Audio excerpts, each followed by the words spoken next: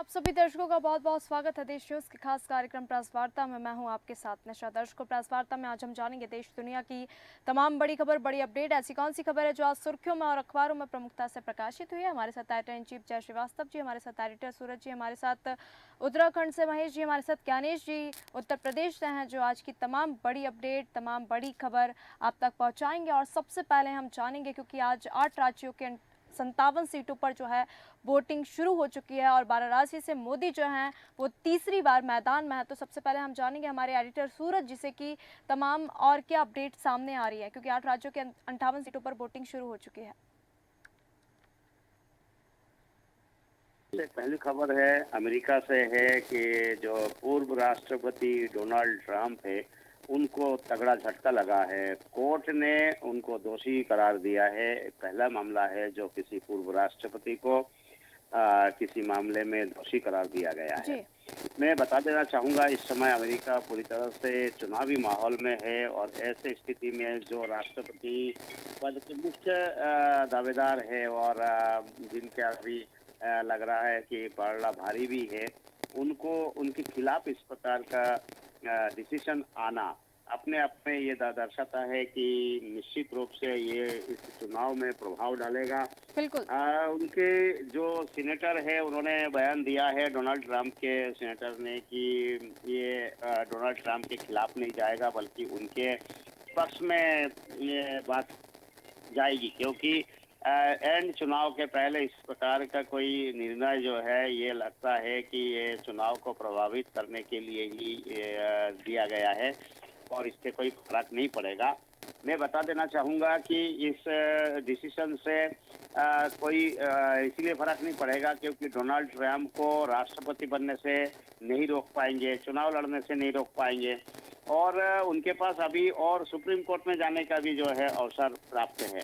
तो इसीलिए किसी भी प्रकार से डोनाल्ड ट्रंप प्रभावित नहीं होंगे, केवल खाली बदनाम जरूर होंगे। और हर्ष मनी के 34 मामले में एक साथ डिसीजन सुनाया गया, दोषी पाया गया है। और मैं ये बताना चाहूँगा कि एक्चुअल मामला जो है मुंह बंद करने के लिए एक जो वहाँ पर हर्ष मानी का जो केस बना है कि और उनको मुंह बंद करने के लिए लगभग 100 करोड़ से भी ज़्यादा उनको धनराशि दी गई है। तो इसीलिए जो है और उसमें अपने बिजनेस में दिखाया गया कि ये इस प्रकार से जो है हमने ये राशि का खर्च किया है। और बाद में जब जांच हुई तो पाया गया है कि जिन लोगों के लिए मुंह बंद रखने के लिए पैसा दिए गए हैं वो साबित हुआ है कि ये पैसा कोई बिजनेस में खर्चा नहीं हुआ है। तो ये एक बड़ी खबर थी कि एक पूर्व राष्ट्रपति, वो भी अमेरिका के पूर्व राष्ट्रपति के खिलाफ इस प्रकार का निर्णय आज प्रमुखता से सुर्खियों में बना हुआ है सभी चैनलों में और अखबारों में। एक और जो खबर है, जो जैसे कि कल की खबर थी कि पूरे जो यूनाइटेड हो के यूक्रेन के पक्ष में जो नाटो देश दबाव बना रहे थे अमेरिका के ऊपर कि अमेरिकन जो हथियार है उस पर हमला करने के लिए इजाजत दे दे, तो फ्रांस, जर्मन और अमेरिका तीनों देश ने एक साथ अपने हथियार का उपयोग रूस के खिलाफ करने के लिए इजाजत दे दी है। ये एक बहुत बड़ी खबर है क्योंकि दुनिया में इस खबर के बाद निश्चित रूप से दुनिया चिंतित होंगी, क्योंकि यदि इस प्रकार की घटना शुरू हो गया तो बड़ी युद्ध हमें वहाँ पर देखने को मिलेगा। क्योंकि अभी तक जो है एक तरफा कार्रवाई चल रहा था, रूस यूक्रेन पर हमले कर रहे थे, लेकिन उसके प्रत्युत्तर में जो स्थानीय हथियार है, उनके देसी हथियार है, यूक्रेन के पास अन्य हथियार जो है उसी हथियार से वो हमले कर रहे थे और अपना बचाव कर रहे थे। लेकिन उनको ये इजाजत नहीं थी कि अमेरिका, फ्रांस और जर्मन से जो हथियार उनको प्राप्त हुए हैं उस हथियारों को रूस के खिलाफ उपयोग करें। इसके जब जैसे ही ये सूचना मिली है कि अमेरिका ने और इन दोनों देशों ने अपने हथियार का उपयोग करने की इजाजत दे दी है, वैसे अंतर्राष्ट्रीय स्तर से विशेष करके यूएन ने इसकी चिंता जाहिर की है कि अब ये युद्ध जो है ये निर्णायक भूमिका में चला जाएगा और इसमें काफी जन और माल के काफी नुकसान होना सुनिश्चित हो गया है। और अब आने वाले समय में लग रहा है कि युद्ध जो है ये चरम पर होगा और बहुत ही भयावह होने की संभावना हमें दिखाई पड़ रही है यहाँ पर। इसमें ये कहा गया है, इसमें रूस ने भी पलटवार करते हुए उन्होंने कहा कि हमने जिस प्रकार से कम स्तर पे हम युद्ध कर रहे थे, हमें इसमें बहुत ज्यादा जनहानि ना हो, लेकिन अब में ऑल आउट वार की धमकी उन्होंने दिया है कि अब हम निर्णायक वार करेंगे, ताकि यूक्रेन और रूस की युद्ध अब लंबा चलने वाला नहीं है, क्योंकि यूक्रेन उन हथियारों का उपयोग हमारे देश के लिए करे, इसके पहले हम यूक्रेन को ही जो है यूक्रेन पर हमला कर देंगे, ताकि उनको या तो शरणम गच्छम जो कहा जाता है हमारे उसमें हो जाए, या वो पराजय स्वीकार करें। बिल्कुल। इसमें एक और बात बता देना चाहूंगा कि राष्ट्रपति जो अमेरिका के हैं जो बाइडेन, उन्होंने भी ये सोचा कि इस प्रकार के जो निर्णय है, इस निर्णय से आगामी चुनाव में हमें बहुत फायदा मिलना है, बिल्कुल। क्योंकि जो नाटो देश है, जो यूरोपीय देश है, उसमें काफी बड़े पैमाने पे अमेरिका में उन प्रवासी है, उनका जो वोटर है, वो वोटरों का जो है रुझान ट्रम्प की ओर जा रहा था, लेकिन इस निर्णय ने उनको भी सोचने के लिए मजबूर कर दिया है कि भाई इसमें क्या होना है। यदि हमारे पक्ष में निर्णय दिया है, आप हथियार का उपयोग करने के लिए भी यूक्रेन को इजाजत दे दी है, तो अब हो सकता है कि उन वोटरों के दिल में जो बाइडेन के प्रति श्रद्धा हो कि हमारे पक्ष में है, हमारी लड़ाई वो लड़ रहे हैं, ऐसे में वो इलेक्शन प्रभावित वहाँ हो सकता है और जो बाइडेन के इसका फायदा मिल सकता है। बिल्कुल। और अंतिम एक और खबर के विषय में मैं जानकारी देना चाहूंगा कि जो इजराइल और गाजा की लड़ाई है, हमास की जो लड़ाई है, फिलीपींस की जो लड़ाई है, वो भी निर्णायक मोड़ पर है, क्योंकि इजराइल जिस प्रकार से ताबड़तोड़ हमले कर रहे हैं और गाजा को पूरी तरह से नष्ट कर चुके हैं, ऐसे में हमास ने आगे होकर समझौता के लिए हाथ बढ़ाया है। उन्होंने कहा कि इजराइल पहले गाजा में अपने हमले रोके तो हम समझौते के लिए तैयार। जी। अभी तक जो है इजराइल ये बोल रहे थे कि हमारे जो कुछ लोग उन्होंने बंदी बना रखा है, उनको छोड़ दे तो हम इनके ये युद्ध विराम की तैयारी करेंगे और बातचीत करने के लिए तैयार होंगे। बिल्कुल, बिल्कुल। लेकिन उस उलट अब हमास ने आगे होके जो है युद्ध विराम की बात की और उन्होंने ये मांग रखी है कि अगर इजराइल गाजा में हमले रोक दे तो हम इसमें समझौते के लिए तैयार हो जाएंगे। एक खबर पाकिस्तान से भी है कि जो पीएम जो है पाकिस्तान के शहबाज शरीफ, वो अगले सप्ताह चीन जा रहे हैं और 5 दिवसीय यात्रा पे वो रहेंगे। इसका उद्देश्य ये है कि सभी को मालूम है कि जो सीपेक है उससे हाथ खींच लिया चीन ने।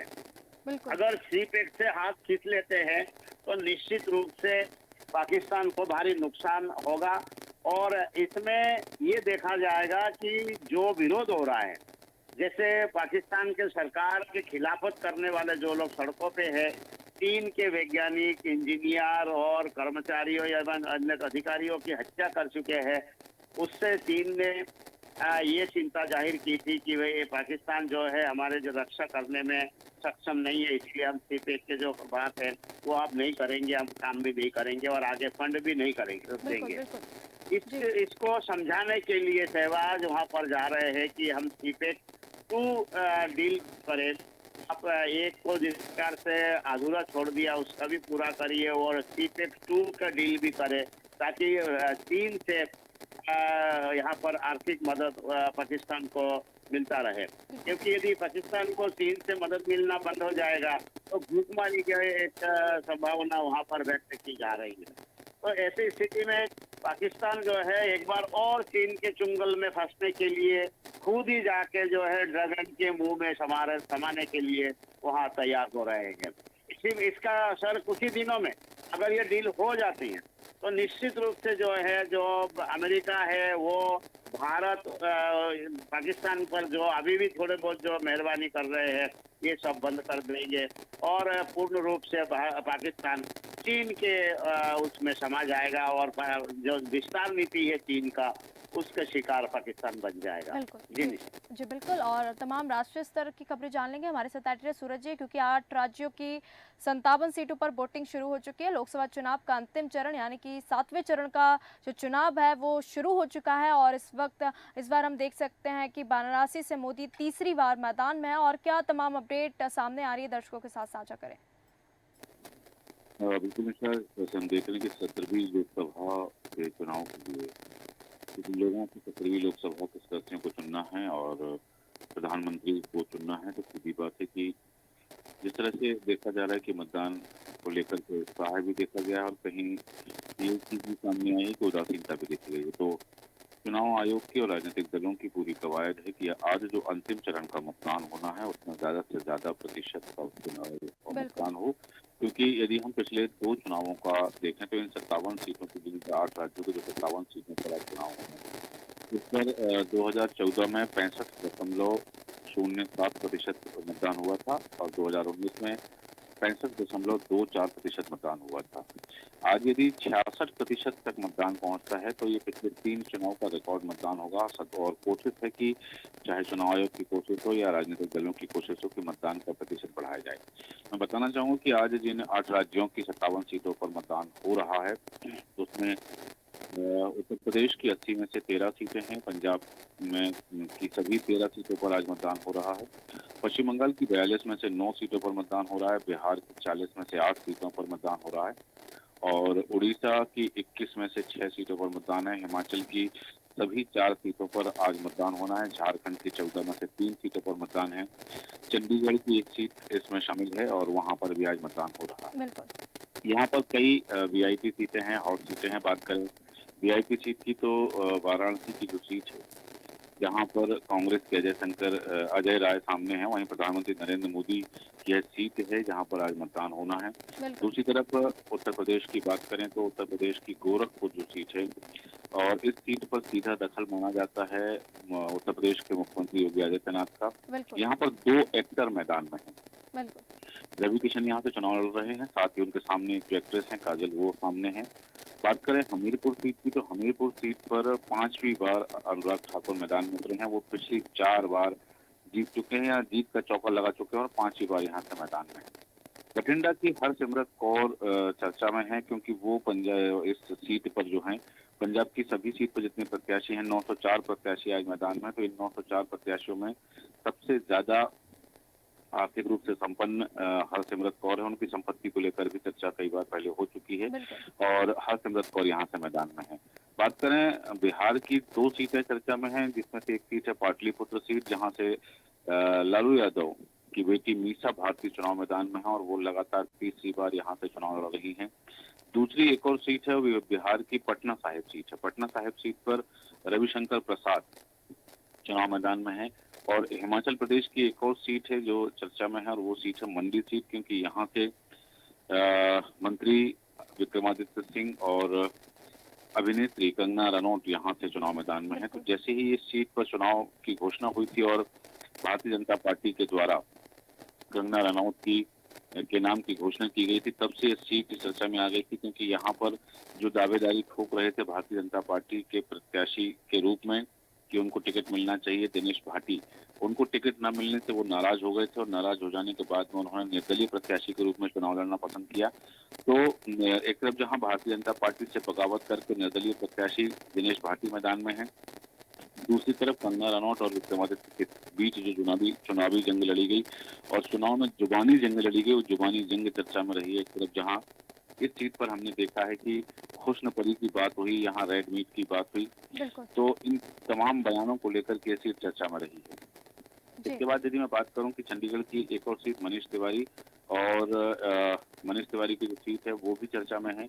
आरा सीट जो है, आरा सीट पर भी चर्चा है क्योंकि ये सबसे हॉट सीट मानी जा रही है। ये सबसे, यहाँ चुनावी माहौल बहुत गर्म है और आरा सीट पर आर.के. सिंह चुनाव मैदान में है और उत्तर प्रदेश की मिर्जापुर सीट जो है वो भी चर्चा में है, क्योंकि इस सीट पर जो देखा गया है कि इस सीट पर लगातार तमाम कवायद की जा रही है और इस सीट को लेकर के तमाम चर्चाएं रही हैं। हालांकि मैं बताना चाहूंगा कि वर्तमान में आज जिन 57 सीटों पर चुनाव हो रहा है, बिल्कुल। वहां उन सीटों में से यदि हम पिछली बार की बात करें तो इन 57 सीटों में से 32 सीटें जो हैं वो एनडीए के खाते में गई थी और यूपीए इनमें से 9 सीट पर जीत हासिल कर पाया था। तो यहाँ इसकी जरूर देखनी हुई कि पिछले बार जो सीटें मिली थी भारतीय जनता पार्टी को या फिर यूं कहें कि एनडीए को, तो उन सीटों को लेकर के देखिए सबसे बड़ी चुनौती है कि वो सीटें बचाना है। साथ ही वो सीटें जो एनडीए के खाते में खाद नहीं आ पाई थी, उन सीटों को पर भी जीत हासिल करना है भारतीय जनता पार्टी के लिए बड़ी चुनौती है। यहाँ मैं बताना चाहूंगा आपको कि जो 57 सीटों पर चुनाव आज हो रहा है, इसमें से पिछले चुनाव में 2019 में 25 सीटें भारतीय जनता पार्टी को मिली थी, 8 सीटें कांग्रेस को मिली थी और 9 सीटें, जिन 9 सीटों पर आज पश्चिम बंगाल में चुनाव है, वो 9 की 9 सीटें टीएमसी के खाते में गई थी। मतलब वर्तमान में यहाँ पर ये जो सीटें हैं टीएमसी के खाते में है। यहाँ ये देखना जरूर पड़ेगा कि ये टीएमसी के लिए चुनौती होगा कि इन 9 सीटों को बचाना। दूसरी तरफ देखें कि जनता दल यूनाइटेड को 3 सीटें मिली थी, 4 सीटें बीजेपी को मिली थी और 2 सीटें अकाली दल और 2 सीटें बसपा व एक सीट झारखंड मुक्ति मोर्चा और अपना दल के पास गई थी। अब इन सीटों को बचाना और इन सीटों में से जो सीटें भारतीय जनता पार्टी या एनडीए उस बार नहीं जीत पाई थी, उन सीटों को अपने खाते में लाना भी भारतीय जनता पार्टी के लिए कड़ी चुनौती है। और वहीं टीएमसी की बात करें, कांग्रेस की बात करें, तो उनको अपनी सीटें बचाना बड़ी चुनौती है यहाँ पर। दूसरी तरफ बात करूं कि जिस तरह से हमने देखा है कि मध्य प्रदेश की 29 सीटों पर लोकसभा चुनाव संपन्न हो जाने के बाद में मध्य प्रदेश के मुख्यमंत्री डॉक्टर मोहन यादव लगातार जो है वो चुनाव प्रचार में रहे हैं। उन्होंने 14 दिन 7 राज्य और 25 सीटों पर चुनाव प्रचार किया है और ऐसी स्थिति में जब वो वापस लौटे हैं चुनाव प्रचार खत्म करने के बाद, तब उन्होंने जो बयान दिया है कि कांग्रेस का मनोबल गिरा हुआ है। उन्होंने अपने अनुभव साझा किए हैं और अपने अनुभव साझा करते हुए उन्होंने कहा कि कांग्रेस मैदान में ही नहीं है, क्योंकि राहुल गांधी जो हैं वो अमेठी से भाग खड़े हुए हैं, अमेठी से चुनाव नहीं लड़ रहे हैं, रायबरेली से चुनाव लड़ रहे हैं। उन्होंने ये भी कहा कि सोनिया गांधी खुद चुनाव नहीं लड़ रही है। तो कांग्रेस अपनी जो है हार स्वीकार कर चुकी है और वो मैदान में उतनी अडिगता से नहीं टिक पाई है। क्योंकि दूसरी तरफ उन्होंने कहा, मुख्यमंत्री मोहन यादव ने, कि भारतीय जनता पार्टी में नरेंद्र मोदी और अमित शाह से लेकर सब नेता चुनाव लड़ रहे हैं और इस तरह से धर्म को लेकर के बात हुई कि उन्होंने 2-3 जगह जो बयान दिया था कि अब आपको कृष्ण के नाम पर वोट देना। उत्तर प्रदेश की सीट पर उन्होंने कहा था चुनाव प्रचार करते समय कि अब पहले आपने 2014 में चुनाव में वोट दिया तो पाकिस्तान को घर में घुसकर मारा, 2019 में भाजपा को वोट दिया तो हमने राम मंदिर बनवाया, अब आपको 2024 में भाजपा को वोट देना है ताकि हम कृष्ण जी का मंदिर बना सकें। तो इस तरह की बयानबाजी जो सामने आई थी, हालांकि शिकायत भी की गई थी कि धर्म के नाम पर वोट मांग रहे हैं, लेकिन उन्होंने कहा कि यहाँ जो धर्म की राजनीति की बात जब आई तो उन्होंने कहा कि भारतीय जनता पार्टी, मतलब हम तो धर्म प्रेमी हैं, धर्म पर ही चलेंगे, क्योंकि 1947 के बाद यदि सोमनाथ मंदिर बन सकता है, उसी समय अयोध्या, मथुरा और काशी मंदिर क्यों नहीं बनाए गए। तो इस धर्म को लेकर के भी उनके बयान जो है चर्चा में रहे हैं और उन्होंने अपने जो अनुभव साझा किए हैं। उत्तर प्रदेश में वो चुनाव प्रचार करने गए, हरियाणा में गए, बिहार में भी चुनाव प्रचार करने गए। बिहार में पटना साहिब सीट पर उन्होंने रविशंकर प्रसाद के लिए वोट मांगा है। तो इस तरह से जो 25 सीटों पर उन्होंने चुनाव प्रचार किया है और चुनाव के अंतिम चरण में दक्षिण में भी उनकी एंट्री हो गई थी, तो उन्होंने अपने तमाम अनुभव साझा किए हैं। जी दिशा। बिल्कुल, और हम सीधे उत्तर प्रदेश की ओर चलेंगे। लखनऊ उत्तर प्रदेश से हमारे साथ ज्ञानेश जी है, क्योंकि लखनऊ उत्तर प्रदेश यूपी की आज 13 सीटों पर जो वोटिंग है शुरू हो चुकी है और ये भी अपडेट सामने आ रही कि गोरखपुर में सीएम योगी ने वोट डाल भी दिया, और तमाम क्या अपडेट सामने आ रही दर्शकों के साथ साझा करें।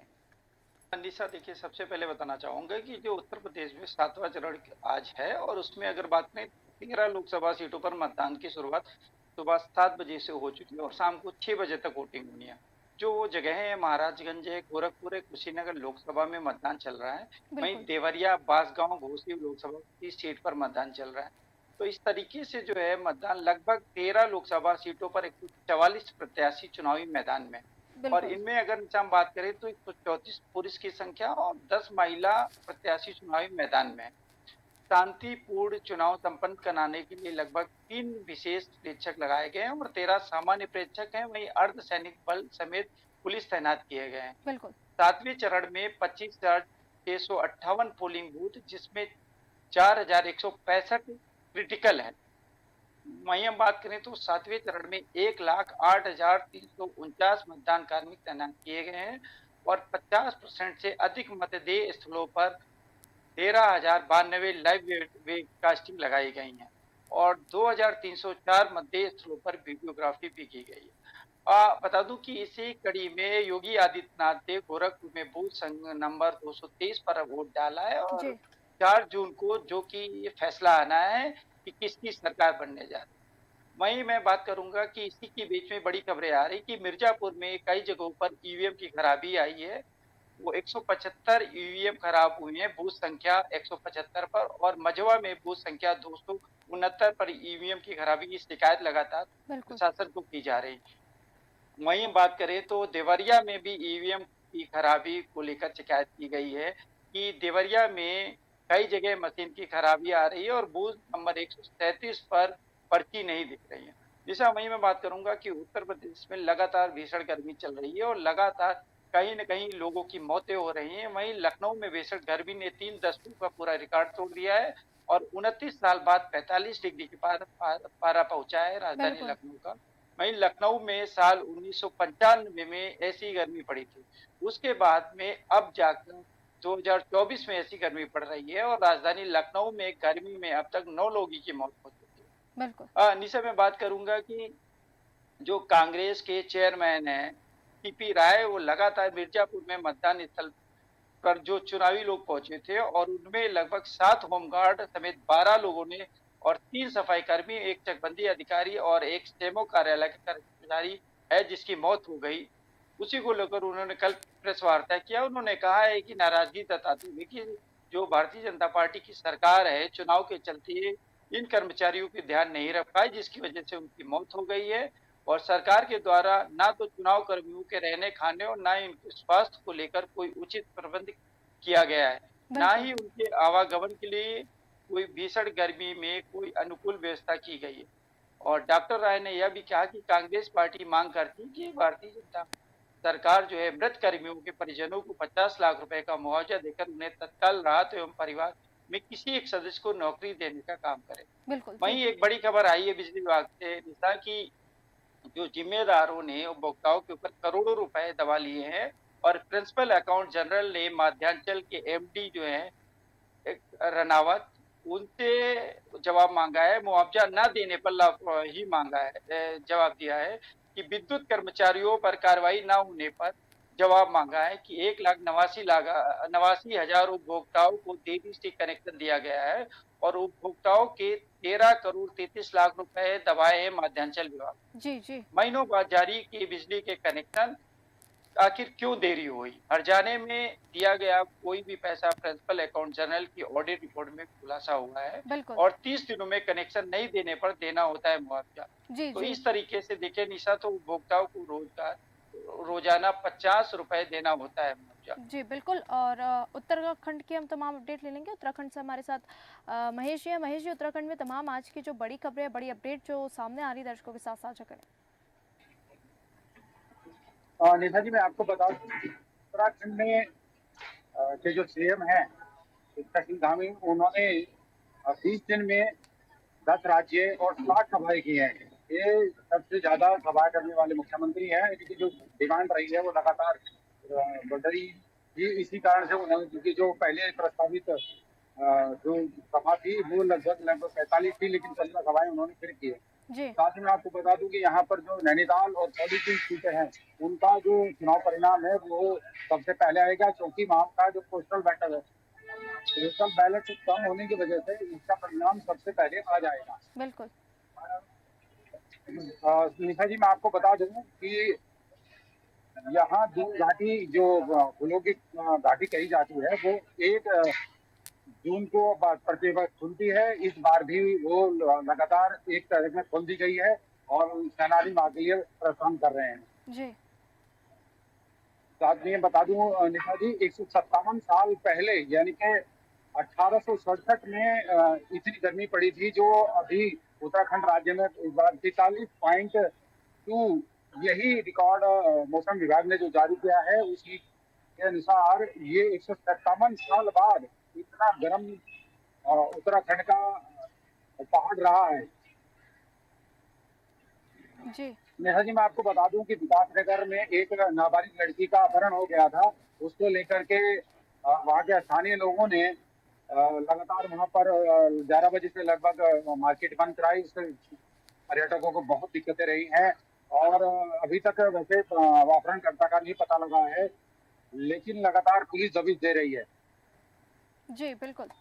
आपको एक बात और दिखा जी बता देता हूँ कि यहाँ जो अभी चार धाम में ये श्रद्धालुओं की ये संख्या है लगातार बढ़ती जा रही है।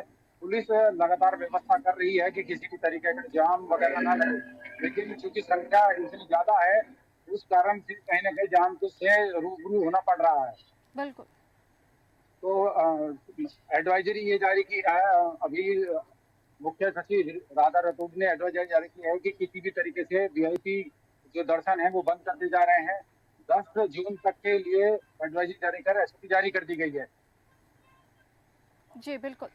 तो निशा जी, एक और बात बता देता हूँ कि यहाँ जो हरिद्वार में लोगों की संख्या बहुत ज्यादा बढ़ रही है, तो हरिद्वार पुलिस ने वहाँ पर अतिरिक्त पुलिस दूसरे जिलों से मंगवाई है ताकि वहाँ की व्यवस्थाएं सुदृढ़ हो सके और वहाँ पर कोई परेशानी पर्यटकों को न हो सके।